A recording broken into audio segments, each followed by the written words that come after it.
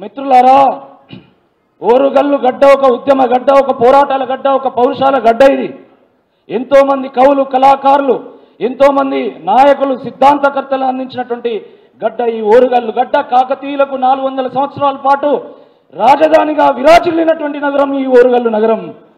మరి అటువంటి ఈ ఓరుగల్లు తల్లికి పాదాభివందనాలు తెలియజేస్తూ, మీ అందరికీ తెలుసు ఈ నెల 27వ తేదీ మనకు పట్టభద్రుల నియోజకవర్గ ఉప ఎన్నిక ఉంది. సాధారణ ఎన్నికలతో పోలిస్తే పట్టభద్రుల ఎన్నిక చాలా భిన్నంగా ఉంటుంది. ఇది ఎంతో ప్రత్యేకమైనది, దీనికి ఎంతో ప్రాధాన్యం కూడా ఉంది. ఎందుకంటే దీంట్లో కేవలం మీరు మాత్రమే ఓట్లు వేస్తారు, విద్యావంతులు, మేధావులు మాత్రమే ఓట్లు వేస్తారు.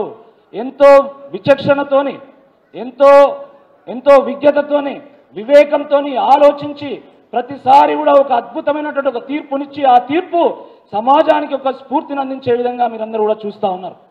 మరి గత ఎన్నికలు చూసినట్టయితే, గత పరంపర చూసినట్టయితే ఒక చుక్కా రామయ్య గారు, ఒక ప్రొఫెసర్ నాగేశ్వర్ గారు, ఒక రామచంద్రరావు గారు, ఒక డాక్టర్ రాజేశ్వరరావు గారు, లేదా కపిలవాయి దిలీప్ కుమార్ గారు కానీ, లేదా మన డాక్టర్ పల్లా రాజేశ్వర రెడ్డి గారు కానీ, పార్టీలు ఏవైనా పట్టభద్రులు ప్రతిసారి ప్రతిభకు పట్టం కడుతున్నారు.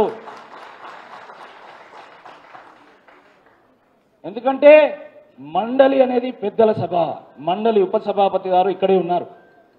ఇలాంటి మండలికి మేధావులను పంపాలి తప్ప మోసగాలను పంపకూడదు. పెద్దల సభ యొక్క పెద్దరికాన్ని కాపాడేటోళ్ళని పంపాలి తప్ప పెద్దల సభ యొక్క గౌరవాన్ని తగ్గించేటోళ్ళని పంపకూడదు. పెద్దల సభకు వెళ్ళి బూతులు మాట్లాడి పెద్దల సభను బూతుల సభగా మార్చేటువంటి వాళ్ళను అస్సలు పంపకూడదని చెప్పి ఈ సందర్భంగా గుర్తు చేస్తున్నా.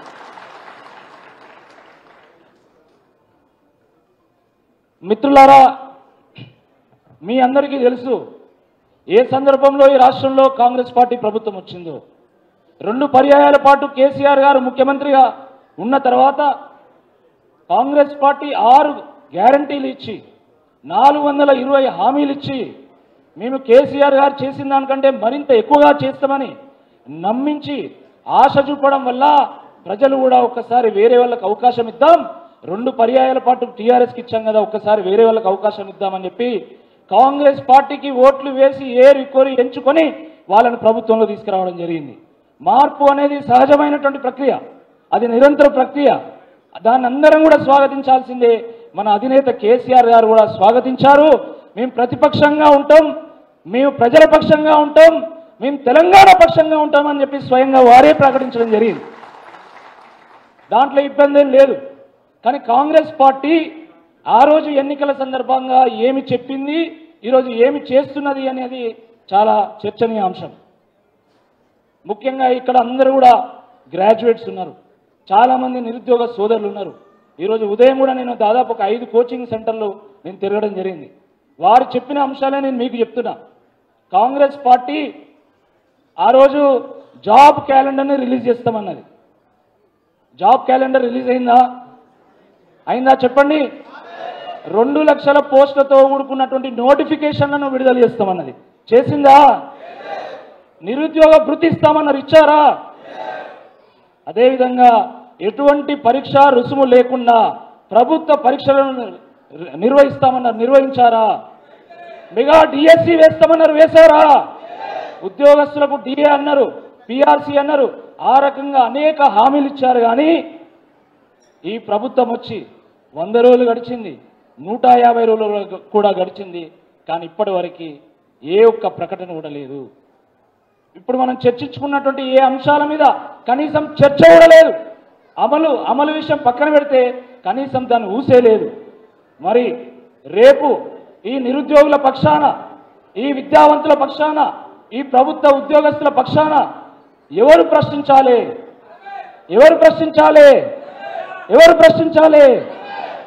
కాంగ్రెస్ పార్టీ ఎమ్మెల్సీ అభ్యర్థి ఆయన ప్రశ్నించగలుగుతాడా?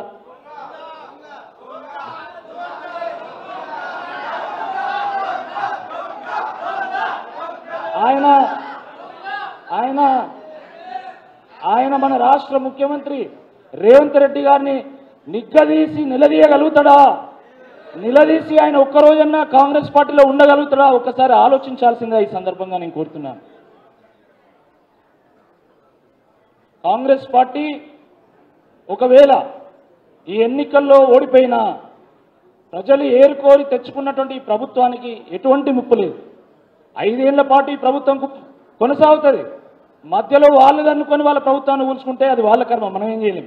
కానీ 5 ఏళ్ళు కొనసాగేటువంటి అవకాశం ఉంది. కానీ ఒకవేళ ఎమ్మెల్సీ అభ్యర్థిగా బీఆర్ఎస్ నుండి నేను గెలిస్తే తప్పకుండా ఈ విద్యావంతుల పక్షాన, ఈ నిరుద్యోగుల పక్షాన, తెలంగాణ సబ్బండ వర్గాల పక్షాన గొంతెత్తి గలమెత్తి గల్చిచ్చి తప్పకుండా పోరాటం చేసి ప్రభుత్వం యొక్క మెడలు వచ్చి ఈ హామీలను మనం సాధించుకోగలుగుతాం, మన హక్కులను మనం సాధించుకోగలుగుతాం. కాబట్టి ఈరోజు విద్యావంతులు, ఎందుకంటే ఓరుగల్లు ఒక విద్యా కేంద్రం, మేధావులకు ఒక నిలవు ఇది. అందుకే ఈ 3 జిల్లాల్లో ఎక్కర్లేని ఓట్లన్నీ కూడా మన దగ్గరనే ఉన్నాయి. ఇంతకుముందు పెద్దలు వినయ్ భాస్కర్ గారు చెప్పారు, మన దగ్గరనే ఎక్కువ ఓట్లు ఎందుకు ఎక్కువ ఉన్నాయంటే మనది విద్యా కేంద్రం, ఎంతోమంది మేధావులు మరి ఇక్కడ నుండి రాష్ట్ర వ్యాప్తంగా గుర్తింపు పొందారు. కాబట్టి మరి అలాంటి ఈ దీంట్లో మీరందరూ కూడా ఆలోచించండి. ప్రభుత్వాన్ని ప్రశ్నించేటోడుగా ఉన్నా లేకపోతే ప్రభుత్వాన్ని ప్రశంసించేటోడుగా ఉన్నా తేల్చుకోండి.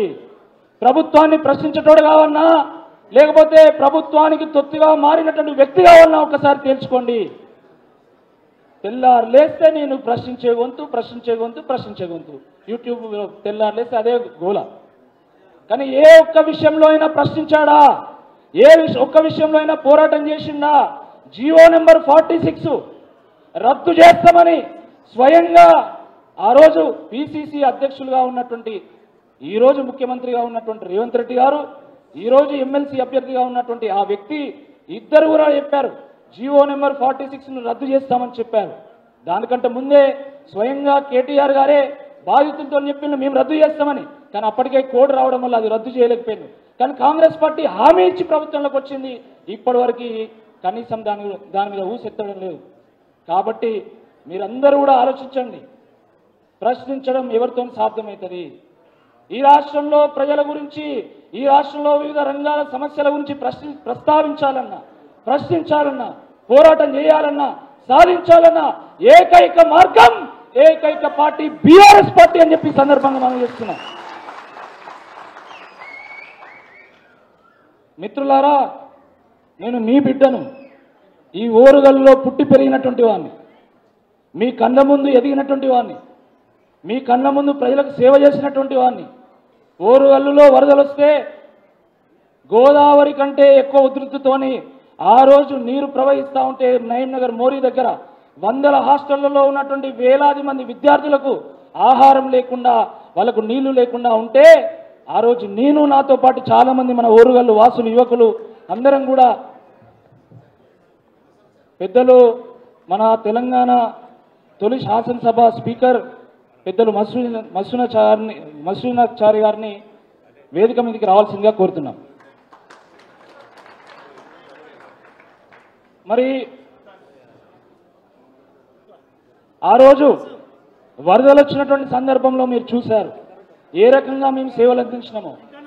కోవిడ్ వచ్చినప్పుడు చూసిన మీరు 52 రోజుల పాటు, మా ఇంట్లో ఒక చిన్న బాబు ఉన్నాడు కాబట్టి 52 రోజుల పాటు నేను ఇంటికి పోకుండా మొత్తం కోవిడ్లో రెడ్ జోన్లలో తిరుగుతూ ప్రజల్ని కాపాడేటువంటి ఒక ప్రయత్నం చేశాను. ఈరోజు ప్రశ్నించే గొంతు అని ఆ కాంగ్రెస్ పార్టీ ఎమ్మెల్సీ అభ్యర్థి చెప్తున్నాడు. నాయకత్వం అనేది కేవలం ప్రశ్నతోనే ఆగదు. ప్రశ్నతోనే ఆగేది ఉంటే అందరూ యూట్యూబ్లో పెట్టుకున్న వాళ్ళందరూ కూడా నాయకులు అవుతారు. కానీ ప్రశ్నతోనే ఆగదు. ప్రశ్నించాలే, పరిష్కారం చూపాలే, ఇక్కడ ఉన్నటువంటి నాయకుల్లాగా ప్రజాసేవలో తరించాలి, అప్పుడే ఆయన నాయకుడు అవుతాడు. అది గుర్తుపెట్టుకోవాలి. మేము కేవలం ప్రశ్నతోనే ఆపలే. నిరుద్యోగ సమస్య దేశవ్యాప్తంగా ఉంది. తెలంగాణలో మాత్రమే కాదు, కర్ణాటకలో ఉంది, ఉత్తరప్రదేశ్ ఉంది, రాజస్థాన్లో ఉంది, అన్ని పార్టీల ప్రాంతాల్లో ఉన్నది.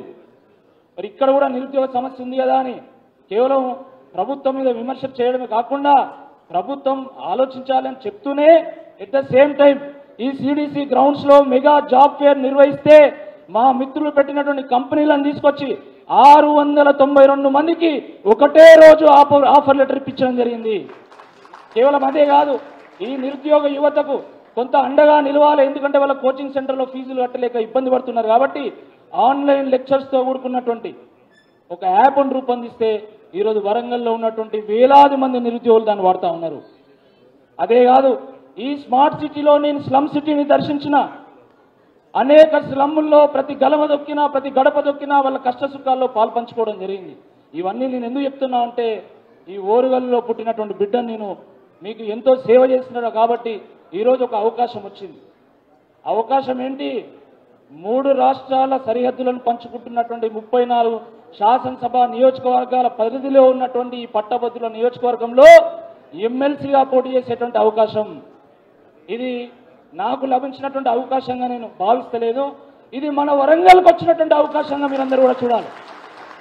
నాకంటే హేమీలు సమఉజ్జీవులు చాలామంది టికెట్ అడిగినా కూడా ఇప్పుడున్నటువంటి రాజకీయ పరిస్థితికి తగ్గట్టుగా ఇప్పుడు రాకేష్ రెడ్డి సరిపోతుందని మన దశాబ్దాల తెలంగాణ కళను సాకారం చేసినటువంటి మన బీఆర్ఎస్ అధినేత తెలంగాణ తొలి ముఖ్యమంత్రి కేసీఆర్ గారు, అదేవిధంగా మన బీఆర్ఎస్ వర్కింగ్ ప్రెసిడెంట్ కేటీఆర్ గారు ఆశీర్వదించి ఆశీస్సులు తెలియజేసి మీ దగ్గరికి పంపించడం జరిగింది. వారికి నేను ధన్యవాదాలు తెలియజేస్తా ఉన్నాను. ఎందుకంటే చాలా సందర్భాల్లో యువకులకు అవకాశాలు ఇవ్వాలి, విద్యావంతులకు అవకాశాలు ఇవ్వాలి, విద్యావంతులు రాజకీయాలకు రావాలి, యువతకు రాజకీయాలకు రావాలని చాలాసార్లు లెక్చర్లు దంచుతుంటారు. కానీ నిజంగా వస్తే ఒక్క అవకాశం కూడా ఇవ్వడు. అది నాకు జరిగినటువంటి అనుభవమే ఒక తాజా ఉదాహరణ అని చెప్పి ఈ సందర్భంగా నేను గుర్తు చేస్తున్నాను. మిత్రులారా, నేను గతంలో భారతీయ జనతా పార్టీలో పనిచేసిన, అది మీ అందరూ కూడా తెలుసు. నేను ఆ పార్టీకి నిబద్ధున్నై పనిచేసిన, ప్రజల కోణంలో పనిచేసిన, ప్రత్యర్థులను నేను శత్రువుగా చూడలేదు, ప్రత్యర్థులను మాత్రమే చూశాను.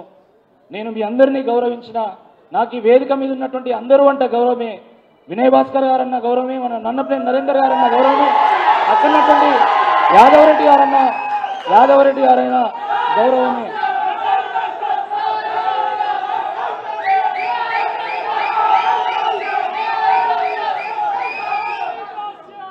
నేను వారు శాసనసభ్యులుగా ఉన్నప్పుడు నేను వారిని ఎంతగా గౌరవించానో మీరు ఒక్కసారి ఆలోచించండి. ఓరుగల్లు ఒక కళా రాజధాని కాబట్టి, ఒక సాంస్కృతిక రాజధాని కాబట్టి, ఒక శైవ క్షేత్రం కాబట్టి, ఒక ఆధ్యాత్మిక క్షేత్రం కాబట్టి ప్రతి సంవత్సరము ఎంతో అంగరంగ వైభవంగా ఐగ్రవాచారి గ్రౌండ్స్లో మేము శివరాత్రి ఆధ్యాత్మిక సాంస్కృతిక సమ్మేళనాన్ని నిర్వహిస్తాం. మన దేశంలోనే 2వ అతిపెద్ద శివరాత్రి కార్యక్రమం అది. అలాంటి కార్యక్రమం నిర్వహించినప్పుడు నేను బీజేపీలో ఉన్నా కదా అని ఓన్లీ బీజేపీలోనే విలువలేని భారతీయ జనతా పార్టీ నాయకులను పిలిచినా వాళ్ళు దాన్ని ఆర్గనైజ్ చేయడంలో కీలక పాత్ర పోషించారు. కానీ ఒక పబ్లిక్ గ్రౌండ్లో పెట్టినప్పుడు, ఒక పబ్లిక్ కార్యక్రమం కాబట్టి దీనికి అందరినీ ఆహ్వానించాలి. ముఖ్యంగా మన స్థానికంగా ఉన్నటువంటి శాసనసభ్యులు కానీ, ఇక్కడ ఉన్నటువంటి మేయర్ కానీ, పార్టీలు ఏవైనా వారిని ఆహ్వానించాలని చెప్పి నేనే స్వయంగా వారి దగ్గరికి వెళ్ళి ఇన్వైట్ ఇచ్చి మరి వారిని ఆహ్వానించడం జరిగింది. వినయ్ భాస్కర్ గారు, నేను రాజకీయాల్లో ప్రత్యర్థులు తప్ప శత్రువులు ఉండకూడదు, ఇది మన సాంప్రదాయం కాదని భావించి నేను వారిని పిలిస్తే నన్ను బీజేపీ నుండి సస్పెండ్ చేసే వాళ్ళు లెటర్ ఇచ్చింది. మీ అందరికీ కూడా తెలుసు అది. అంటే ఆ రకంగా రాజకీయాల్లో కనీస మర్యాదలు కూడా లేకుండా, కనీస సాంప్రదాయాలు లేకుండా వివరించడం సరైనటువంటిది కాదు అని చెప్పి ఆ రోజు కూడా నేను చెప్పినా, ఈ రోజు కూడా నేను చెప్తున్నా. ఆ రోజు ఆ పార్టీలో ఉన్నప్పుడు ఆ పార్టీకి ఒక కమిట్మెంట్తో నేను పనిచేసిన, అందరూ తెలుసు. ఈరోజు నేను మీ గులాబీ కుటుంబంలో నేను సైతం ఒక సభ్యుణ్ణి అయినందుకు నేను సంతోషపడతా ఉన్నా. తప్పకుండా మీ కష్ట సుఖాల్లో నేను కూడా పాలు పంచుకుంటా. తప్పకుండా ఆ రోజు ఎట్లయితే భారతీయ జనతా పార్టీలో పనిచేసినప్పుడు కార్యకర్తలను గుండెల్లో పెట్టుకొని వాళ్ళని కాపాడుకున్నానో, తప్పకుండా మీతో కూడా మీ తమ్మునిగా, మీ అన్నగా మీతో పాటు కలిసి ఉంటా, మీతో పాటు పార్టీ కోసం పనిచేస్తా, మన ఓరుగల్లు కోసం పనిచేస్తా, మన బీఆర్ఎస్ కోసం పనిచేస్తా అని చెప్పి ఈ సందర్భంగా నేను గుర్తు చేస్తున్నా. మిత్రులారా, ఇంకా అనేక అంశాలు చాలామంది పెద్దలు ఉన్నారు, వాళ్ళు ప్రస్తావిస్తారు. కానీ ఒక్క అంశం, నేను ఒక రైతు బిడ్డను. రైతులు కడుపైన మార్చుకుంటారు తప్ప ఆత్మగౌరవం దెబ్బతింటే మాత్రం ఊరుకోరు. చావనైనా చేస్తారు, కానీ ఆత్మగౌరవాన్ని దెబ్బతీస్తే మాత్రం ఊరుకోరు. ఈరోజు కాంగ్రెస్ పార్టీ ఎమ్మెల్సీ అభ్యర్థిగా ఉన్నటువంటి ఆ వ్యక్తి రైతుల గురించి ఏం మాట్లాడిండు? వ్యవసాయాన్ని గట్టెంకించడానికి, వ్యవసాయాన్ని లాభసాటిగా మార్చడానికి, అదేవిధంగా రైతులకు ఒక భరోసా ఇవ్వడానికి ఆ రోజు ముఖ్యమంత్రిగా ఉన్నటువంటి కేసీఆర్ గారు రైతు బంధు ఇస్తే కాంగ్రెస్ పార్టీ మేము దానికంటే 5,000 ఎక్కువ ఇస్తాము, కానీ దాని పేరు మారుస్తామని చెప్పి రైతు భరోసా అన్నారు. మరి మా రైతు బంధు ఏది అని రైతులు అడిగితే ఆయన ఏమన్నాడు? రైతు బంధు అడిగితే చెప్పుతో కొడతా అన్నాడు. మరి ఆయన చెప్పుతో కొడతా అన్నాడు కదా, ఆయన చెప్పుతో కొడతా అన్నాడు కదా.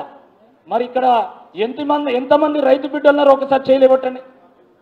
ఎంతమంది రైతు బిడ్డలు ఉన్నారు? గ్రాడ్యుయేట్స్లో మనందరం కూడా వ్యవసాయ కుటుంబం నుంచి వచ్చినటువంటి వాళ్ళమే. మనం వ్యవసాయం చేయకపోవచ్చు, మన తండ్రులు, మన తాతలు, మన ముత్తాతలు అందరూ కూడా వ్యవసాయం చేసినటువంటి వాళ్ళే. మీరు ఎంతమంది రైతు బిడ్డలు ఉన్నారు ఒకసారి చేయలేదండి. రైతులను చెప్పుతో కొడతా అన్నటువంటి వాడిని ఏం చేద్దాం? రాబోయేటువంటి ఎన్నికల్లో ఓటుతో కొడదాం, ఓటుతో కొట్టి బుద్ధి చెప్తామని చెప్పి ఈ సందర్భంగా నేను గుర్తు చేస్తాను. ఇప్పుడే మన కేటీఆర్ గారు చాలా ముఖ్యమైనటువంటి అంశాన్ని వారు గుర్తు చేయమన్నారు. మనది కాకతీయుల రాజధాని, కాకతీయుల వారసులం మనం. కాకతీయులు వారి పరిపాలన పోయి వందల సంవత్సరాలు గడిచినా కూడా ఈ రోజు కూడా మనం కాకతీయులను గుర్తుపెట్టుకుంటాం. మన తెలంగాణ ప్రభుత్వం రాగానే మిషన్ కాకతీయ ప్రారంభించింది. మరి కాకతీయ తోరణం ఉంది కదా, తోరణం అంటే మనకు ఎంత గర్వకారణం. కాకతీయ తోరణము చూస్తేనే ఒక రాజసం ఉట్టిపడుతుంది, అవునా కాదా? కానీ రేవంత్ రెడ్డి గారు ఏమన్నారు? కాంగ్రెస్ పార్టీ ఏమన్నది? ఇది అధికార దర్పానికి నిదర్శనం అన్నది. తప్పకుండా దానికి స్పందించాల్సిందే, దీటుగా దానికి జవాబు చెప్పాల్సిందే. కాకతీయుల తోరణం ఓరుగల్లు ఆత్మ గౌరవానికి సంబంధించినటువంటి అంశం, ఓరుగల్లు బిడ్డల ఆత్మ గౌరవానికి సంబంధించినటువంటి విషయం. ప్రతిసారి మరి మన వరంగల్ ఆత్మ గౌరవంతో, మన రైతుల ఆత్మ గౌరవంతో ఆడుకుంటున్నటువంటి ఈ కాంగ్రెస్ పార్టీకి బుద్ధి చెప్పాలంటే ఈరోజు ఒక గొప్ప అవకాశం వచ్చింది. అదే ఎమ్మెల్సీ ఎన్నిక అని చెప్పి ఈ సందర్భంగా గుర్తు చేస్తున్నా. వరంగల్ మొత్తం ఏకం కావాలి, రైతు బిడ్డలు మొత్తం ఏకం కావాలి, ఓటు అనే దెబ్బతో కొడితే దిమ్మ తిరగాలి కాంగ్రెస్ పార్టీకి అని చెప్పి ఈ సందర్భంగా చెప్తూ, మరి నేను ఇంతకుముందు చెప్పినట్టుగా మన ఓరుగల్లుకు ఒక అవకాశం వచ్చింది. నల్గొండ వాళ్ళు అడిగారు టికెట్, ఖమ్మం వాళ్ళు అడిగారు టికెట్, కానీ ఓరుగల్లు ఒక పెద్ద నగరము, ఓరుగల్లు యొక్క ప్రాతినిధ్యం ఉంటే బాగుంటుందని చెప్పి మరి పెద్దలు వారు భావించి మనకు అవకాశం ఇచ్చిండ్రు. అవకాశాన్ని వినియోగించుకుందామా లేదా? వినియోగించుకుందామా లేదా? రేపు నేను ఎమ్మెల్సీగా గెలిస్తే మన వరంగల్ గెలిచినట్టు, నేను గెలిస్తే మన యువత గెలిచినట్టు, నేను గెలిస్తే మన విద్యావంతులు గెలిచినట్టు, నేను గెలిస్తే ఇక్కడ ఉన్నటువంటి మా విద్యార్థి సోదరులందరూ కూడా గెలిచినట్టు. కాబట్టి దయచేసి ఇది మన అందరి ఎన్నిక, 34 నియోజకవర్గాల్లో జరుగుతున్నటువంటి ఎన్నిక. ఇది పార్టీ కూడా ఎంతో ఉపయోగపడేటువంటి ఎన్నిక. కాబట్టి మీ అందరినీ కూడా విజ్ఞప్తి చేస్తున్నా, మన నగరంలో 60,000 ఓట్లు ఉన్నాయి. మనము ప్రతి ఒక్కరము రోజుకు కనీసం ఒక 50 మందిని నేరుగా కలిసినట్టయితే తప్పకుండా విజయం మనదే. భారతీయ జనతా పార్టీ కార్యకర్తలు కూడా మనకే ఓట్లు వేస్తారు, గుర్తుపెట్టి 100% వేస్తారు. అదేవిధంగా కాంగ్రెస్ పార్టీ వాళ్ళు కూడా వేస్తారు. కాబట్టి పార్టీలకు అతీతంగా మనం ప్రతి ఒక్కరిని కలవాల్సిందిగా ఈ సందర్భంగా విజ్ఞప్తి చేస్తూ, మనది వరంగల్ కాబట్టి, నేను ఓరుగల్లు బిడ్డను కాబట్టి నేను కొంచెం ఎక్కువ సమయం తీసుకున్నా అన్న, ప్లీజ్ ఏమనుకోకండి. మా వరంగల్ కాబట్టి కొంత ఎక్కువ సమయం తీసుకున్నా. వారు పెద్దలు చాలా విషయాలు మాట్లాడతారు, తప్పకుండా మనకి దిశానిర్దేశం చేస్తారు. రాబోయేటువంటి 3 రోజులు మనకు చాలా కీలకం. ఆ కీలకంగా ఉన్నటువంటి ఎన్నికల సందర్భంగా ఎక్కడ కూడా ఇతర కాన్స్టిట్యున్సీస్ మీటింగ్ వెళ్లకుండా మనము డైరెక్ట్ ఫీల్డ్లో ఉందాం. కాబట్టి మీ అందరూ ఆశీస్సులు తెలియాల్సిందిగా, మీ అందరూ కలిసి ఆశీర్వదించాల్సిందిగా ఈ సందర్భంగా మీ అందరినీ కూడా విజ్ఞప్తి చేస్తూ, జై తెలంగాణ, జై కేసీఆర్, జై కేటీఆర్. ఇప్పుడు